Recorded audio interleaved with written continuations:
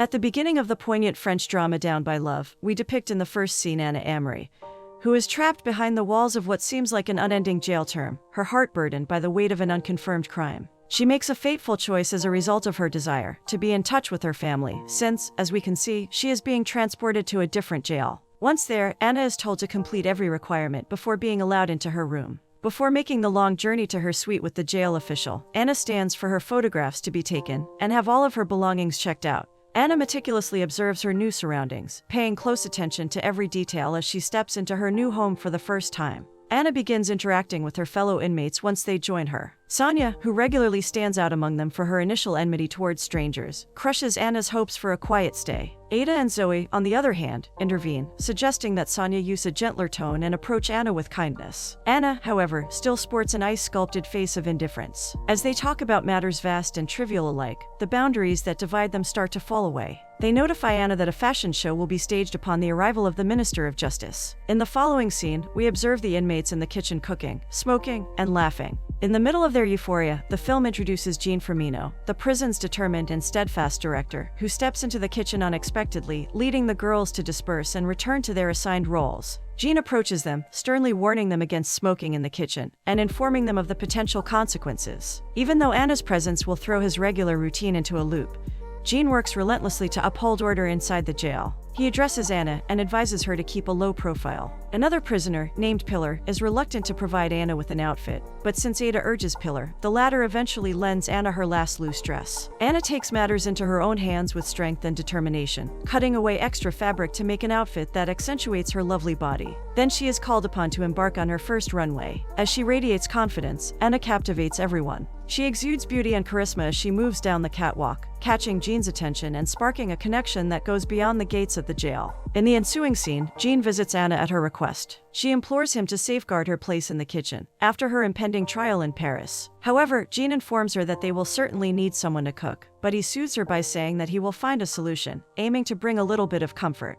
When Anna asks him about his perception of her, he replies that his role is not to pass judgment, but to maintain the prison's order. Then he departs. This is the daily duty that both weighs on him and gives him a sense of purpose. Simultaneously, in his role as a contented husband and father, Jean finds solace in his family. He revels in the warm embrace of his wife and their vivacious daughter, a talented dancer who frequently visits him at his office. Jean meticulously checks Anna's case. He immerses himself in the task of connecting with her. In the following scene, he attends the performance of his daughter, which fills him with pride as he watches her dance with grace and fervor. Following their daughter's captivating performance, Jean and Elise meet the instructor of her class. It is an encounter that reveals a terrible reality. Louise is being mocked non-stop by her peers, the teacher discloses. They make fun of her because her parents are in jail, oblivious to the fact that Jean and Alice are just modest government workers doing their jobs well. This realization sends a rush of emotions through Jean, who then exits the room. In an effort to calm him down, his wife follows him shortly after, and they end up sharing a passionate kiss. Weeks pass, and the strains of prison life persist. Anna's mother visits her. She shows off her sweater that she bought with the money Anna sent to her. Yet Anna cannot help but feel a twinge of despair. She painstakingly counts every bit of her meager daily income of €9. Next, tension grows as Anna wanders with her friend slowly across the jail yard. Pillar begins to act inappropriately towards Anna. Her crude advances are unsettling as she seeks to overstep her boundaries. However, Anna is no pushover. She knows how to stand her ground. She firmly rejects Pillar's advances, pushing her away with unyielding resolve. The ensuing chaos draws the attention of fellow inmates, who rush to intervene, attempting to defuse the developing argument. In the ensuing scene, Anna meets Jean, engaging in a more profound discussion regarding the recent accident. He admonishes her to maintain her composure as her trial looms on the horizon. Anna, her countenance frosty, extends her gratitude before rising from her seat, poised to take her leave. However, Jean intercepts her, gently affirming his sincere intention to assist her. He proposes seeing a psychologist, but Anna indicates a preference for chatting with him. Jean confirms his availability, prompting Anna to politely recover her seat. Their conversation grows increasingly intimate as Jean, anxious to understand more about Anna's life, inquires about her relatives. Anna emphasizes her willingness to learn and develop her talents. Her biggest concern is that the upcoming trial will disrupt her timetable. Jean, on the other hand, is a constant source of encouragement, telling her that dedication can overcome any obstacle. They continue to talk about many things, developing a relationship. Then Anna slips and hurts her finger in the kitchen. Anna thanks her cellmate as she rushes to her aid. Feeling uneasy, she runs to her bed, withdrawing from the company of the other prisoners, as soon as Zoe approaches her to start a kiss. Jean visits Anna in the following scene. She moves agitatedly, while concealing her annoyance and anxiety with a mask in the small room. She is set to leave for Fleury after learning the terrible news of a 15-year sentence. Before she goes, she asks Jean to retain her place in the kitchen, and he replies by making a sincere commitment. After Anna departs, Jean is left alone, brooding, and overcome by his love for Anna. We witness Anna's remarkable transition, in an effort to make an impression that will make a difference. She dresses to the nines in a stunning dress, carefully and painstakingly applies makeup, and adorns her nails with vivid varnish. She realizes the terrible truth of her predicament. Nevertheless, when she gets to Fleury, her lawyer urges prudence, and she conceals her true self beneath a headscarf.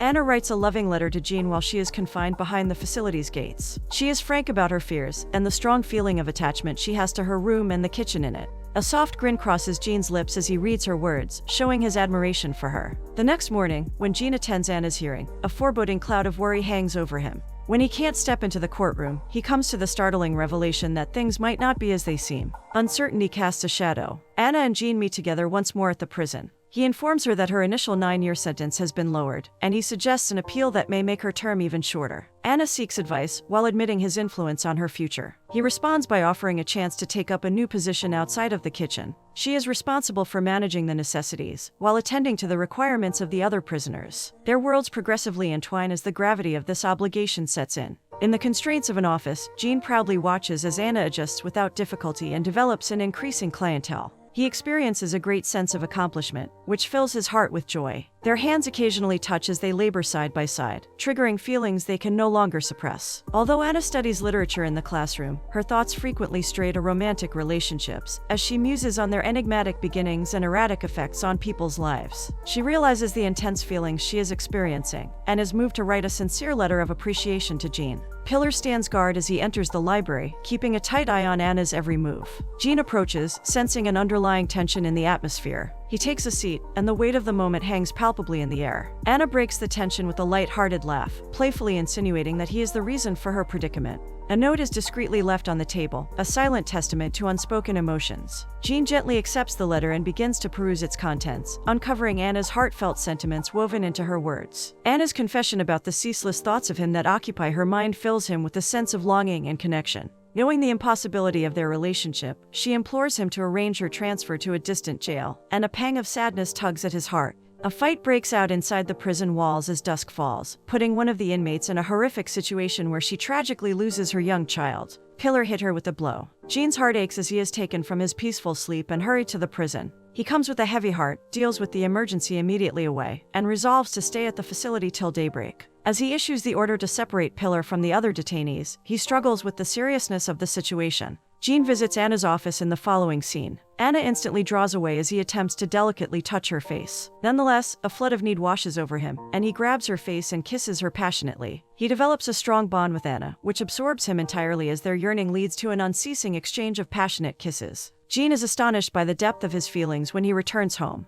He is torn between uncertainty and longing. He seeks solace in a somber, introspective bath, attempting to make sense of the maelstrom of emotions within him. In the middle of the night he awakens suddenly, his breath heavy, as Anna continues to haunt his dreams, leaving him in a state of both desire and turmoil. The following day, he resolves to distance himself from Anna, and a heavy heart weighs him down as he ignores her while she is strolling with her friends in the backyard. Eventually, he extends an invitation to Anna for a conversation. During their discussion, he ultimately confesses that they must part ways to minimize the pain of their impending separation. Anna's rage grows, and he feels a strong feeling of remorse as she swiftly leaves. Later, as Jean's wife is teaching an art class, she recommends that one of the inmates act as the model. Anna agrees. As he admires her, an intense urge overtakes Jean, and he struggles to keep his emotions under control. After leaving in reaction to his wife's harsh look, he is torn between duty and desire. When Jean gets home, he begins to make dinner. Jean's wife joins in and notices that he no longer seems interested in her. She is agitated. She feels ignored and rejected, because he doesn't even recognize her efforts to approach him.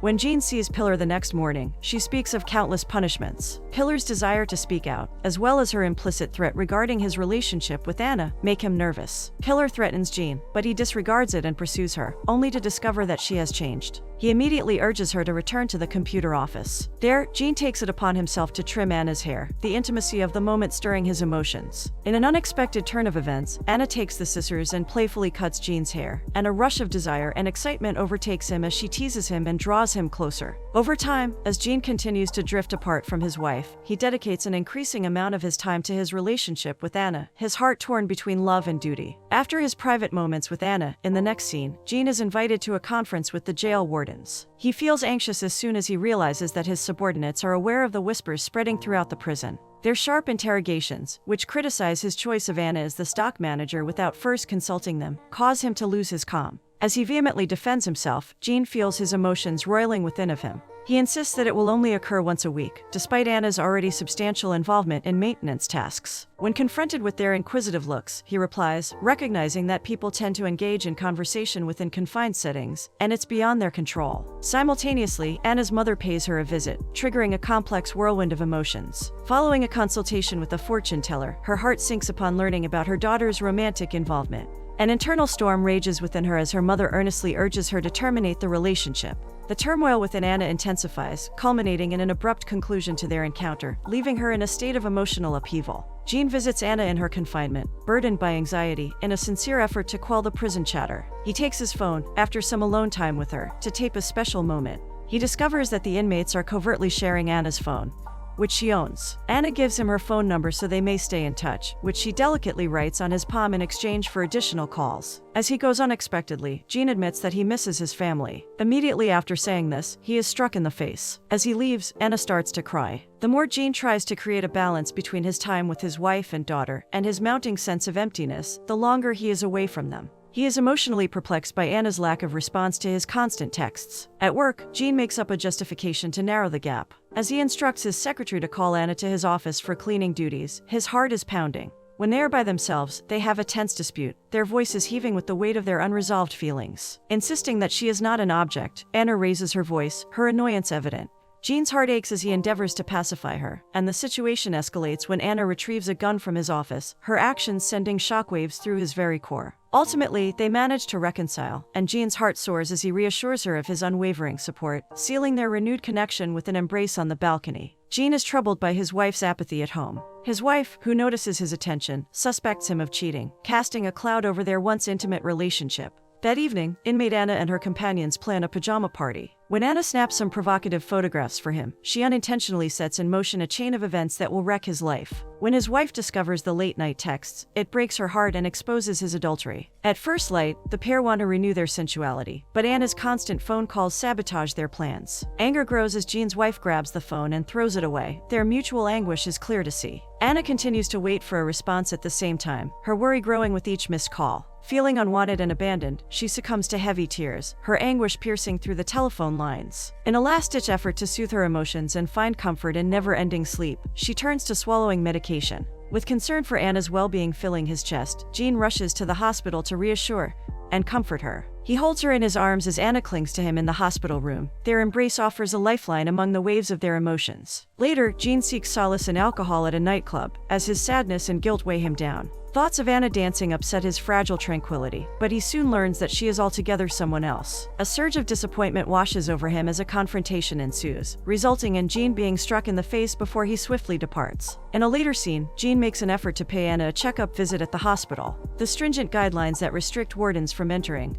however, block his way. The sharp revelation that his wife no longer wants to share a bed with him greets Gene upon his return home, deepening the emotional distance between them. The official in charge of the prisoners eventually calls Gene to a meeting. He reveals a letter from Pillar during this crucial interaction. His involvement in a love relationship with one of the prisoners is revealed in the letter. Gene, though, conceals his fear with a frosty expression. An atmosphere of tangible anxiety permeates pretrial procedures. If a violation of the prison code is shown to have occurred, Gene's future will be bleak and unknown. His veins are filled with anxiety, and in the distant, hope is like a weak flame flickering. Gene leaves the place reluctantly. The storm of feelings that is rising inside overshadows the excitement of going home to celebrate a birthday. His daughter and wife have planned a surprise for him, and they've invited friends and family to share in this touching occasion. Elise's disclosure arrives like a heavy blow as the evening's end draws near, upending the tenuous calm that had persisted. Since his wife has asked him to move out, Gene is faced with the idea of starting over, and he struggles with the unrecoverable loss of his family. The memories of Anna, though, continue to play in the background of his mind like an unceasing music.